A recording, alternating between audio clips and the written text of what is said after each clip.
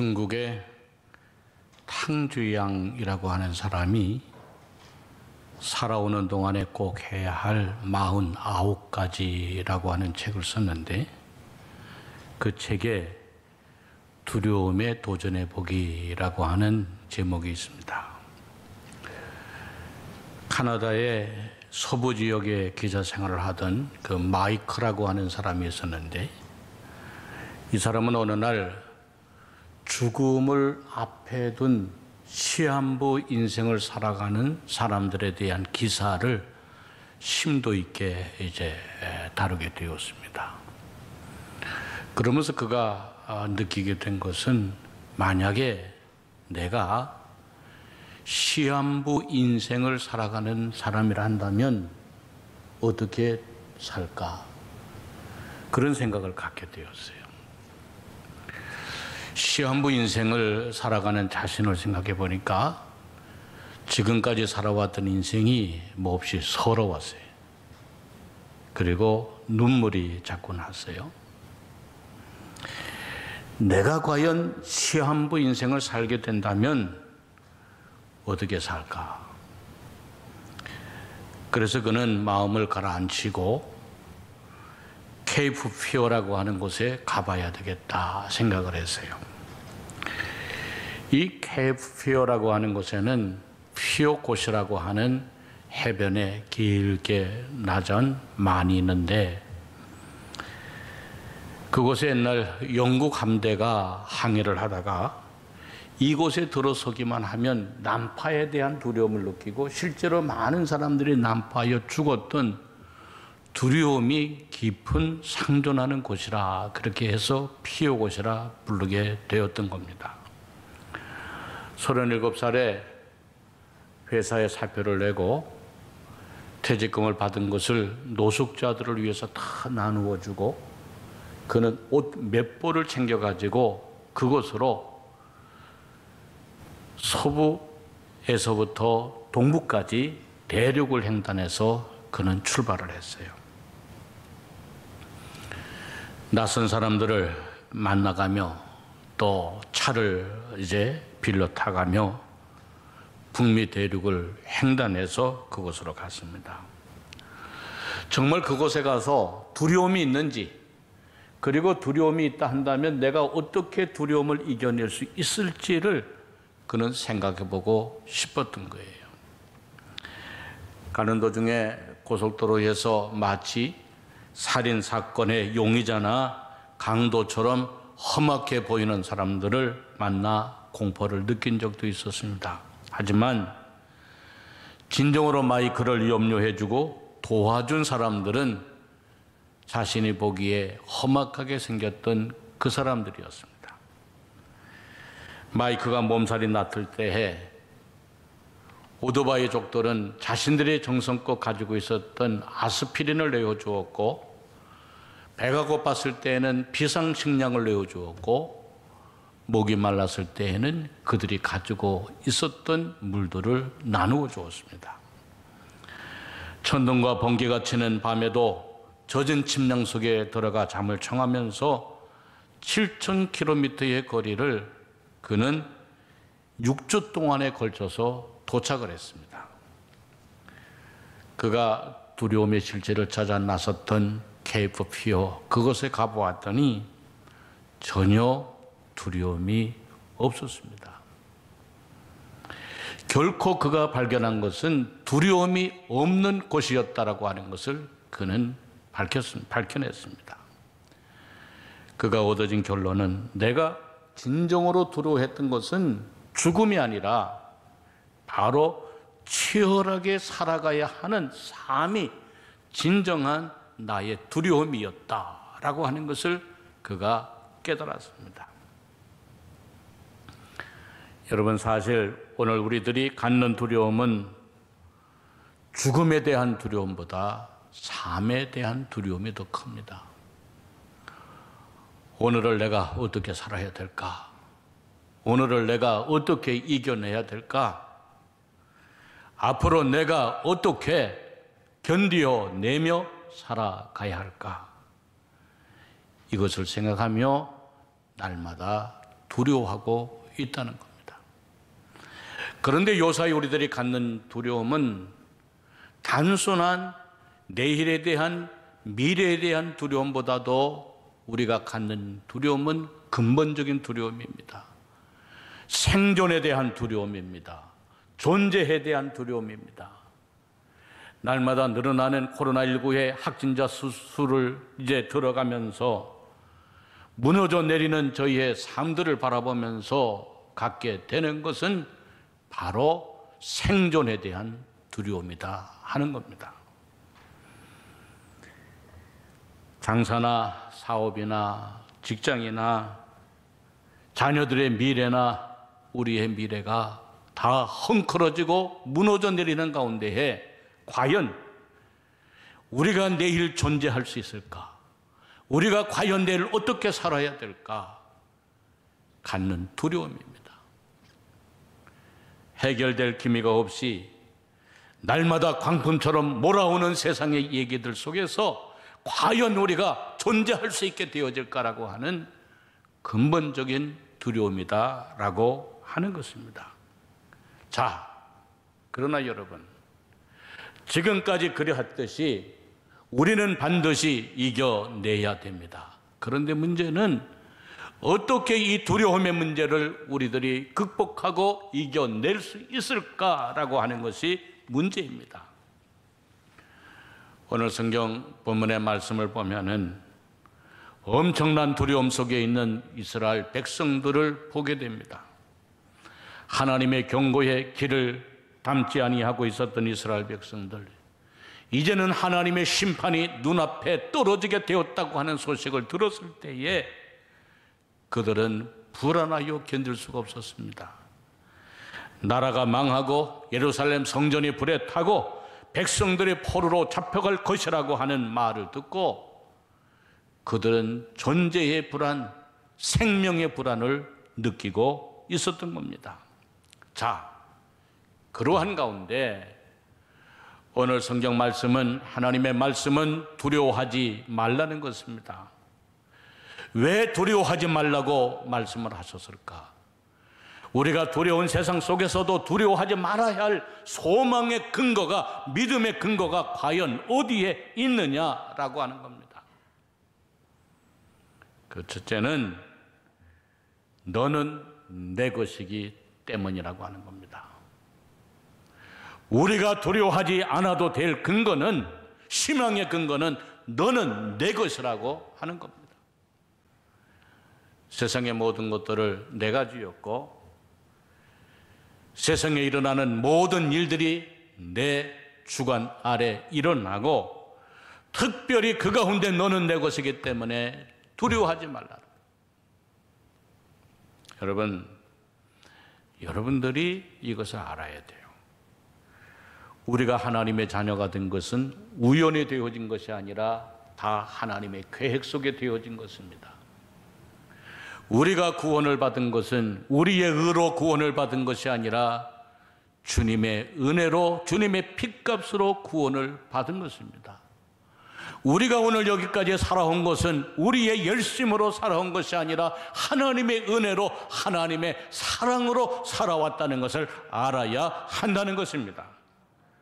그렇다 한다면 우리가 하나님께 믿음의 소망의 근거를 두어야 한다는 거예요. 사랑하는 성도 여러분, 하나님의 사랑의 소망의 근거를 두고 살아가는 여러분들이 되어지시기를 주의 이름으로 축원합니다. 미국의 그 텍사스 주에 소방관으로 근무하는 샤논 스톤이라고 하는 사람이 있었어요. 샤논 스톤. 그에게는 6살 난 아들이 하나 있었는데 아버지가 소방관이다 보니까 낮밤을 가리지 않고 어려운 일이 있을 때마다 출동을 해야 되니까 아들과 있을 시간이 별로 없었어요. 그래서 아버지는 늘 아들에게 미안하게 생각하고 이제 휴일날 아들을 데리고 아들이 좋아하는 팀, 아들이 좋아하는 선수가 나오는 야구 경기를 이제 가기로 했어요. 이제 스톤 씨는 자신의 비번인 나를 택해서 아들과 함께 아들이 가장 좋아하는 텍사스 팀 그리고 외야수 조지 해밀턴 선수가 나오는 경기를 이제 아들을 데리고 갔습니다. 그리고 아들에게 특별한 선물을 하나 주고 싶었어요. 그것은 텍사스 팀의 조지 해밀턴 선수가 공을 아들에게 던져주면 그 아들에게 던져주는 공을 자신이 받아서 아들에게 선물로 주고 싶었어요. 그래서 이 스톤 씨는 경기를 가기 전에 이제 조지 해밀턴 선수와 이제 긴밀하게 연락을 해서 내가 이러한 목적으로 아들을 데리고 당신을 가장 좋아하는 그 아들이 당신이 던져주는 공을 받고 싶다 하는데 우리가 외야수 쪽에 있을 터이니 당신이 외야수로 있다가 그 공이 이닝이 끝나는 때에 그 공을 받아서 그로 던져주면 대단히 고맙겠다고 약속을 하고 갔어요. 해밀턴은 이의 말을 마무리하는 공을 잡고 약속한 대로 그 잡은 공을 바로 아버지와 아들이 있는 곳을 향하여 힘껏 던져주었어요. 근데 거리가 너무 멀었기 때문에 공이 조금 짧았어요. 아버지는 날아오는 공을 팔을 뻗치고 몸을 뻗쳐서 그 공을 잡아서 아들에게 주려고 했는데 균형을 잃고 아버지는 펜스 밑으로 떨어지게 됐어요. 그 날아오는 공을 잡으려고 몸을 날려서 잡는데 펜스 밑으로 아버지가 떨어졌어요. 그런데 떨어진 것으로 끝난 것이 아니라 아버지가 그 자리에서 죽었어요. 샤논 스톤이 그 자리에서 죽었어요. 아들이 원하는 공 하나를 아들에게 선물로 주기 위해서 자기의 목숨을 잃은 거예요. 2달이 지난 뒤에 텍사스 야구팀 구단은 스톤 씨를 추모하면서 그의 아들 쿠퍼를 그 경기가 있는 날 시구자로 초청을 했어요. 그리고 아들은 아버지의 사랑을 생각하면서 공을 잡아 시구를 하려고 하는데 아버지의 죽음을 생각하면서 차마 공을 던질 수가 없었어요. 이것을 바라보고 그 스타디움에 들어왔던 5만 명의 군중들이 동시에 다 일어나 기립 박수를 하면서 용기를 주었어요.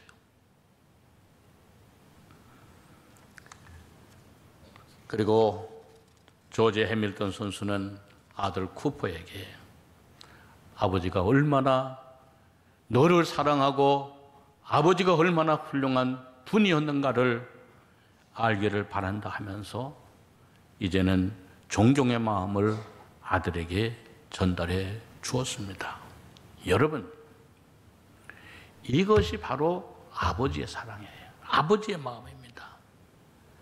아들이 원하는 공 하나를 주기 위하여 목숨까지도 버릴 수 있는 것이 아버지의 마음이요, 아버지의 사랑입니다. 왜 그렇게 할 수 있을까? 내가 낳았기 때문에, 너는 내 것이기 때문에 그리할 수가 있다는 거예요. 사랑하는 성도 여러분, 위대한 사랑을 받고 있다고 하는 것을 알면 어떠한 두려움과 고난도 사랑으로 넉넉히 이겨낼 수가 있는 것입니다. 오늘 여러분들을 위하여 하나밖에 없는 독생자 예수 그리스도를 내어주신 하나님의 사랑이, 그리고 너는 내 것이라고 하시기 위하여서 하나밖에 없는 독생자를 내어주신 하나님의 사랑이 오늘도 여러분들과 함께 있음을 기억하며 그 사랑으로 두려움을 이겨나가는 여러분들 모두가 되어지시기를 주의 이름으로 축원합니다. 둘째로, 어려운 시대에 두려움을 이겨낼 수 있는 믿음의 근거, 소망의 근거가 뭘까? 그것은 우리와 함께하여 주시는 하나님의 사랑 때문이라고 하는 거예요. 걸음마를 겨우 걷는 어린아이들이 어느 곳 어떤 상황이 있든지 간에 어머니와 함께 있기만 하면 두려워하지 않습니다. 어머니가 자기 시야에 들어와 있기만 하면 두려워하지 않습니다. 가정에 경제적으로 어렵든지 아니 어렵든지 어려운 일이 있든지 없든지 관계하지 않습니다. 어머니의 손만 붙잡고 어머니의 품 안에 있고 어머니가 내 눈안에 보이기만 하면 두려워하지 않아요. 왜? 어머니는 어린아이의 존재의 뿌리가 되어지기 때문에 그래요. 오늘 예수 믿는 사람들의 존재의 뿌리가 누구냐? 바로 살아계신 하나님이심을 기억하셔야 됩니다. 그래서 그 하나님과 함께 있기만 하면, 우리가 하나님과 함께 있고 하나님의 우리와 함께 하여 주시면 어떤 두려움이 와도 어떤 고난이 와도 우리는 견디어내고 이길 수가 있는 것입니다.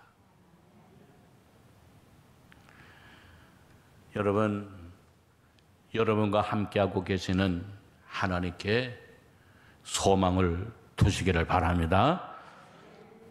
아들을 위하여 정원을 꾸미는 아버지가 있어요.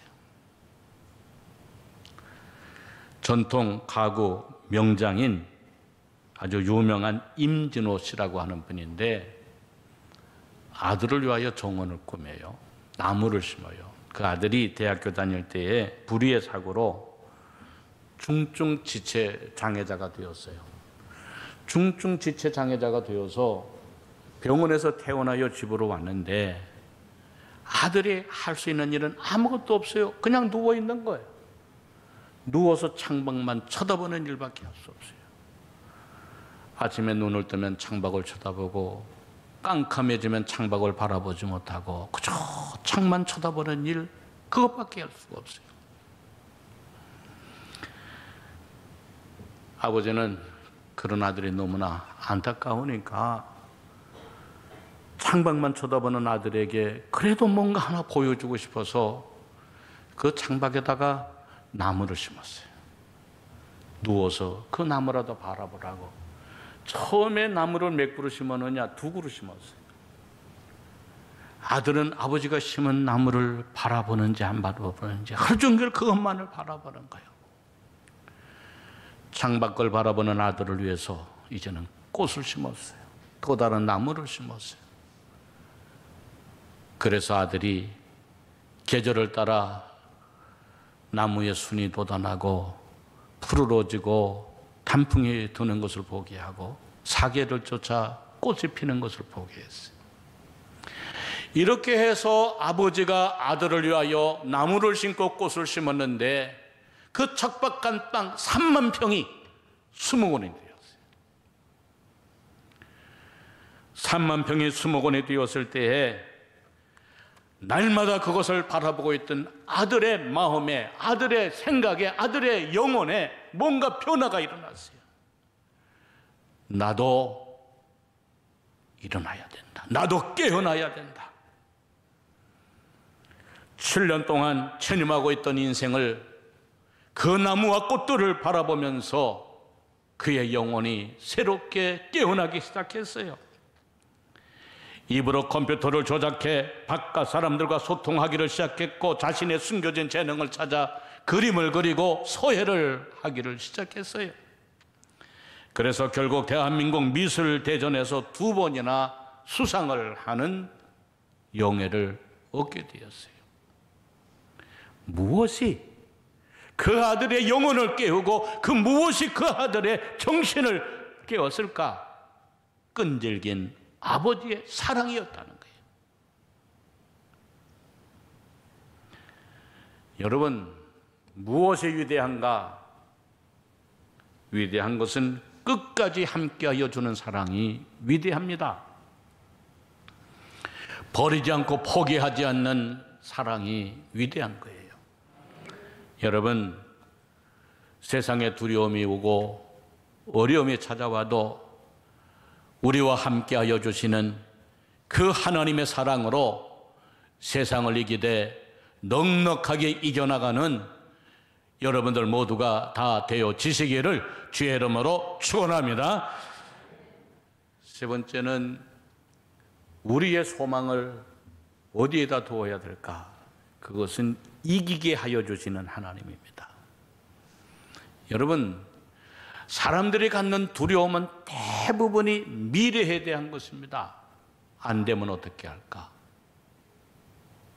잘못되면 어떻게 할까? 이런 것들에 대한 두려움이 바로 우리가 갖는 두려움입니다.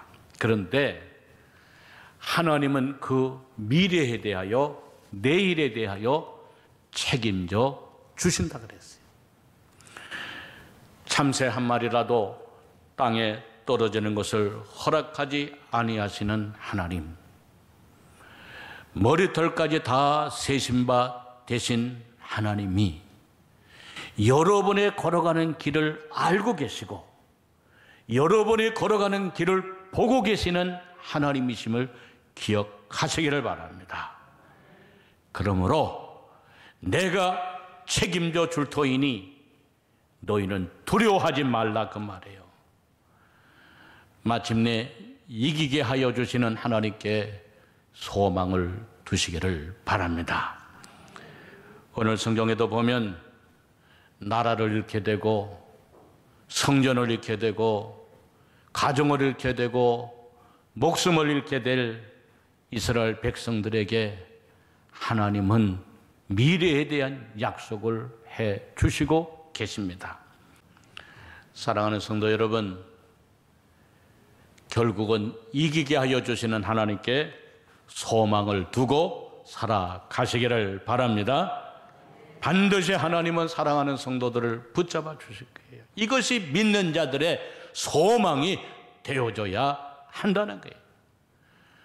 코로나19로 많이 힘들죠. 그러나 결국은 하나님의 손에서 이기게 하여 주실 것입니다. 참 이해하지 못하는 게 있어요. 코로나19가 이렇게 숫자가 확진자들이 늘어나도 가만히 보면 여러분들 버스 다 타잖아요. 어디 가려고 전철도 다 타잖아요. 슈퍼도 다 가고 마트도 다 가잖아요. 밥 먹으러 식당도 가잖아요. 친구들도 만나잖아요. 직장도 가고 학교도 가잖아요. 그런데 정작 생명의 근원이 되시는 하나님께는 안 오려고 해요. 그 이상해. 하나님께 고쳐달라고 하면서 다른 일은 다 마트도 가고 버스도 타고 전철도 타면서 먼저 교회부터 안 와요.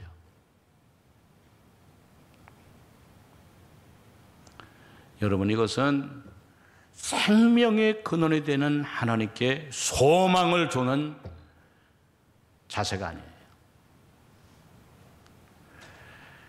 하나님께 소망을 두고 사는 사람들은 먼저 그의 나라와 그의 의를 구하고 생명의 주인 앞에 우리의 삶을 의탁하고 맡기는 믿음을 가져야 한다는 거예요.